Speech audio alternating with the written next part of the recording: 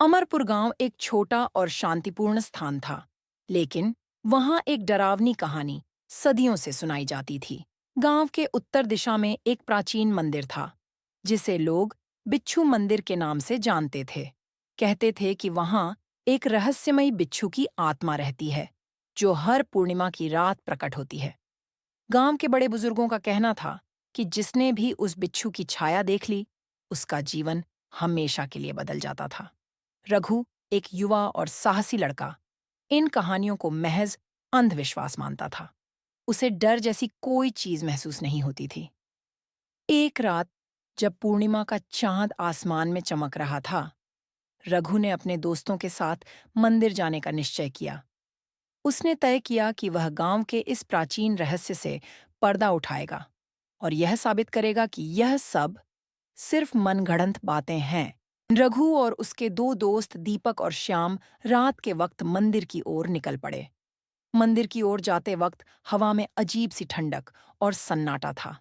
जैसे ही वे मंदिर के पास पहुंचे, मंदिर के चारों ओर बिछी हुई चांदनी ने जगह को और भी डरावना बना दिया था।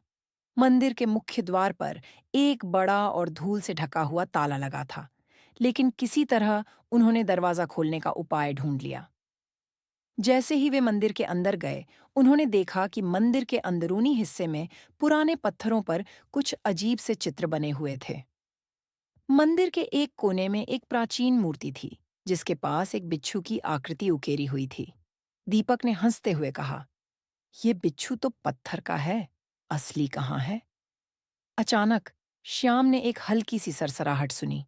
उसने जैसे ही पीछे मुड़कर देखा, उसके पैरों के पास एक बड़ा काला बिच्छू तेजी से रेंगता हुआ दिखाई दिया। तीनों के दिलों की धड़कनें तेज हो गईं। रघु ने तुरंत टॉर्च जलाकर बिच्छू की ओर रोशनी की, लेकिन जैसे ही टॉर्च की रोशनी उस पर पड़ी, वह बिच्छू गायब हो गया। तभी एक गूंजती हुई आवाज आई, "जो इस मंदिर में बिच्छू की छाया देखेगा, वह कभी इस श्राप से मुक्त नहीं होगा।" तीनों लड़के स्तब्ध रह गए। उनके सामने से एक रहस्यमयी परछाई मंदिर के पीछे की ओर जाने लगी। रघु ने बिना सोचे समझे उस छाया का पीछा करना शुरू किया। दीपक और श्याम उसे रोकने की कोशिश कर रहे थे, लेकिन वह अंधेरे में गायब हो गया। रघु जैसे ही मंदिर के गुप्त तहखाने में पहुंचा, उसने देखा कि बिच्छू की विशाल छाया दीवारों पर घूम रही है।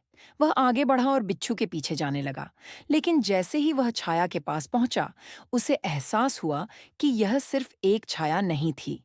यह छाया उसकी अपनी मृत्यु का संकेत थी। अचानक रघु के शरीर पर कुछ काटने जैसा महसूस हुआ। उसके पैरों के पास एक बड़ा बिच्छू था, जिसने उसे डंक मारा था। उसका शरीर धीरे धीरे सुन्न होने लगा। वह बिच्छू की आंखों में अजीब सी चमक देख रहा था, जो उसके डर को और बढ़ा रही थी। दीपक और श्याम जब तहखाने में पहुंचे, तो उन्होंने रघु को बेहोश पाया। वे उसे तुरंत गांव वापस ले गए, लेकिन वह कुछ भी कहने की हालत में नहीं था।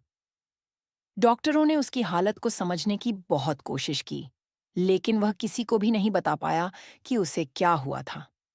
कहते हैं, उस रात के बाद रघु कभी सामान्य नहीं हो पाया। वह अक्सर मंदिर की ओर देखते हुए बुदबुदाता था। बिच्छू की छाया, वह मुझे देख रही थी। गांव वालों ने उस मंदिर को हमेशा के लिए बंद कर दिया, और अब कोई भी उस बिच्छू की छाया का पीछा करने की हिम्मत नहीं करता।